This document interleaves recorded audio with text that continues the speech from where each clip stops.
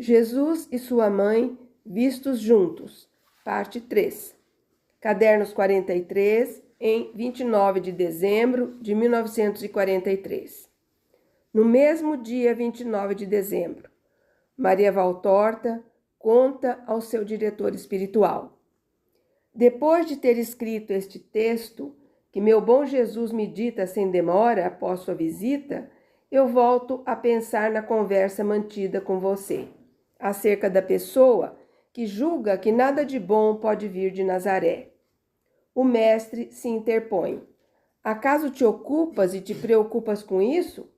E eu: não, Jesus, por nada, pensava somente. Nem penses nisso, deixa que os mortos se enterrem. Cuida do meu berço.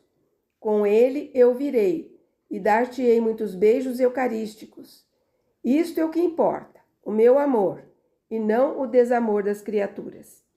E me parecia que Jesus me colocasse as mãos sobre os ombros, estando com os braços atrás dos meus ombros. Eu sentia distintamente as duas mãos longas e fortes de Jesus, que me abraçavam e sacudiam um pouco, atraindo-me para si com um abraço de amor, e vi o seu sorriso doce e majestoso. Ontem à tarde, antes de dormir, quando já sentia se aproximarem, tive a visão da Virgem e de Jesus, mas Jesus adulto, como era na sua morte, sempre com sua veste branca, todos os dois vestidos de branco. Mas Nossa Senhora tinha o seu hábito de um branco prateado, como o do lírio, e o véu igual, assim como era nas visões da gruta, enquanto Jesus tinha o seu de um branco marfim, como se fosse tecido de lã. Eu pude comparar bem os dois corpos e os dois rostos, estando próximos um do outro, do lado direito da minha cama. Jesus junto à cabeceira, Maria à sua direita, em direção aos pés do leito. Maria era mais baixa do que a cabeça do seu filho, de modo que a cabeça da Virgem chegava à altura dos ombros do filho, que é muito alto. Ela é muito mais magra, enquanto ele tem costas largas e um corpo robusto sem ser gordo. A cor do rosto é branco marfim. Só os lábios acentuam a sua cor, que se destaca da pele incolor, e os olhos azuis, claros na Virgem, mais escuros e maiores no filho, olhos de dominador, mas tão doces. Cabelos mais claros na mãe, mais brilhantes no filho, mas sempre de um loiro tendente à cor cobre, e ambos finos, macios e ondulados, que em Jesus terminam em caracol. Em Maria, não sei, porque o véu só me permite ver os da testa até as orelhas. Não sei se os usa soltos, trançados ou presos na nuca. O rosto é, em todos os dois, de um oval alongado, fino, sem ser ósseo. Mais delicado e pequeno em Maria, porque é proporcional ao seu corpo. Mas a testa, o nariz, a boca, a forma das bochechas, o recorte dos olhos com pálpebra lisa e bastante abaixada sobre os olhos é igual. Somente, repito, os de Jesus são maiores e o seu olhar é de dominador. As mãos, candidíssimas e diminutas em Maria, são mais viris no filho e de pele mais escura, mas a forma em ambos, quanto à largura, é fortemente afunilada. Jesus e Maria se olham, de vez em quando, com amor indescritível. Maria olha com amor adorador. Jesus olha para a mãe com amor infinito, venerante e protetor. Grato, eu diria. E também diria que se falam com o olhar e com o sorriso. Olhavam para mim e depois se olhavam. Eu via distintamente o movimento das cabeças. Depois, tudo se anulou pelo sono. Mas quando eu voltei a mim, a primeira coisa que vi foram os meus dois amores ainda no mesmo lugar. Então, como eu estava sozinha no escuro, enquanto os outros comiam ou conversavam, eu não sei, na sala de jantar, tive o cuidado de não os deixar perceber que eu estava acordada. Eu suportei a sede e a necessidade de me mexer. O meu corpo estava todo entorpecido, para saborear em paz aquela doce visão. Com as mãos meio entorpecidas, eu peguei o meu rosário que tinha sobre o peito, que uso sempre que sinto que me chega o sono ou o colapso, e comecei a recitar o rosário. Eram os mistérios dolorosos. Logo que comecei com a invocação de Fátima, Jesus, é por teu amor, pela conversão dos pecadores, pelo Santo Padre e para reparar as ofensas contra o coração imaculado de Maria. Jesus, perdoa-nos as nossas culpas, preserva-nos do fogo do inferno, leva para o céu todas as almas e especialmente as mais necessitadas da tua misericórdia. Eu vi que os dois se olhavam cintilando de amor mútuo. Cintilar é a palavra certa, e quase nada diz do fulgor dos dois rostos. Depois, quando eu disse o mistério, a oração de Jesus no horto, o rosto de Maria olhou para o filho com amor e pena, e ela colocou na sua pequena mão a mão direita do filho, que estava pendurada ao seu lado, e a beijou com suma veneração. E assim, em cada um dos 5 mistérios dolorosos. A graça desse ato é indescritível, assim como também é indescritível o olhar que Jesus pousava sobre a cabeça inclinada da sua mãe, enquanto ela o beijava no dorso da mão. Eu não via os estigmas. Verdadeiramente, para dizer a verdade, mesmo quando vi Jesus sofrendo, vi sangue sobre suas mãos, mas nunca a ferida aberta. Por isso, não posso dizer o ponto exato em que ela se encontra. Depois disso, vieram pessoas de casa e fiquei perturbada. Eu continuava vendo, mas era perturbada na paz da contemplação.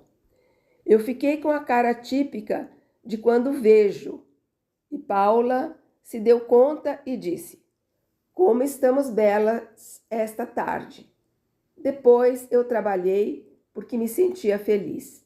Fiz o berço que Jesus queria, como ditado em dias anteriores. E a seguir eu me senti mal do coração e tive uma bela crise que dura até hoje. A vida e a alegria se precipitam em mim com muita violência, e meu corpo exausto se ressente disso. Mas estou disposta a morrer com essa visão. Oh, se estou! Eu fiz uma descrição tão exata que é quase uma pintura. Aproveite também você. Desculpe não poder lhe fazer ver como eu vejo, mas faço o mais possível para fazer você participar dos tesouros que Jesus me dá. Perdoe que sejam mais ilegíveis do que nunca, mas estou entre a morte e a vida. Pelo tanto, tomei e voltei a tomar gotas, etc., etc. E assim que Paula se levantar, eu pedirei para ela me fazer injeções, porque não me passa a crise. Eu quis escrever apenas do meu estado, porque se morrer, quero que você conheça o que iluminou minhas últimas horas. Mais tarde, durante o dia, enquanto eu estava meio atordoada pelo sofrimento, pensava no que eu disse sobre as feridas nas mãos de Jesus. E eis o que me disse então o Mestre. Diz Jesus: as feridas nas palmas das mãos que tu não viste, porque raramente eu movo a esquerda, devido ao hábito adquirido no trabalho e porque foi a mais ferida, conforme explico aqui. A ideia dos carrascos era de me pendurar pelos carpos, que ficam logo acima das juntas do pulso, para tornar a suspensão mais segura. E, de fato, depois de me estenderem sobre a cruz, me transpassaram a mão direita nesse ponto, ou seja, no carpo da mão direita. Mas, dado que o construtor do patíbulo tinha marcado o furo da esquerda mais distante do ponto a que podia chegar meu carpo, depois de terem esticado meu braço até produzir o rasgo dos tendões, eles decidiram enfiar o cravo no centro da palma, entre os ossos do metacarpo.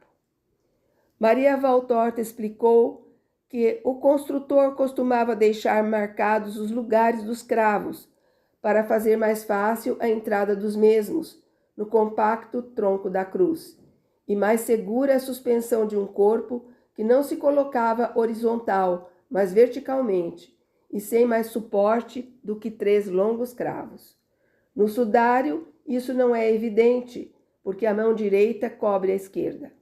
Foi a ferida nos membros, a esquerda, sofrida ao vivo, a mais vasta, porque uma vez levantada a cruz, quando o peso do corpo se deslocou para baixo e para a frente, o cravo rasgou muito em direção ao polegar, alongando a ferida mais do que na direita, na qual o carpo resistiu à suspensão melhor do que no metacarpo da esquerda.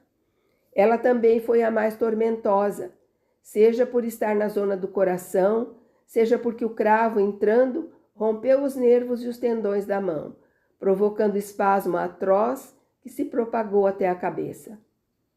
Os pintores e os escultores, que por uma questão artística me pintaram ou esculpiram, com a mão direita semiaberta e a esquerda fechada em punho, testemunharam sem querer uma verdade física do meu corpo martirizado. Isso porque a mão esquerda realmente no espasmo se fechou em punho e os nervos cortados ficavam cada vez mais fechados à medida que os espasmos e a contração das fibras nervosas aumentavam com o passar das horas. Foram muitos os meus espasmos na cruz. Um dia eu te falarei deles, mas o das mãos foi um dos mais cruéis. A ferida à direita fica quase completamente escondida pela manga e é menor e mais regular. Quando te apareci como o homem das dores a caminho do Calvário, tu não viste as feridas das mãos, porque não tendo sido crucificado, logicamente ainda não as tinha. Eu tinha sobre as mãos o sangue que gotejava da cabeça coroada e da epiderme lacerada pela flagelação, mas não das feridas. Mostrá-la-ei em um momento mais adequado do que estes natalícios para uma visão de tal dor. A respeito da palavra, cujo verdadeiro significado não compreendeste, saiba o que quer dizer comércio com Satanás. Ela é realizada de muitos modos, todos por mim amaldiçoados. Também sobre isso te falarei um dia. Saiba, por ora, que ela é muito exercida no mundo e é a causa de muitas desgraças e de castigos inexoráveis, aqui e na eternidade. Agora basta. Descansa. Estou aqui e te abençoo.